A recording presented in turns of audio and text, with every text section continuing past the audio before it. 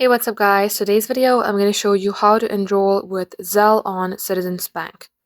The process is very simple. First of all, head over to your Citizens Bank application.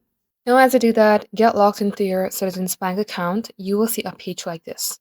Now, in order to connect Zelle, select Send Money at the bottom page. In here, under Send Money, you will see Send Money with Zelle. Tap onto it. It will ask you to simply get enrolled. So go ahead, fill out all these information like your first name, last name, and once done, select Add Contact Info. Now here, it will ask you need an email or a mobile number to securely send and receive money. Go ahead and select Continue. Now, if you have selected email, you will receive a 6-digit code in your email. Type on it here, then tap on Verify. And likewise, you're all set. Now the account is linked or connected. You may go about using this Zelle with your Citizens Bank. Thank you all for watching, guys. If that helped you in any ways, don't forget to like, share, and subscribe.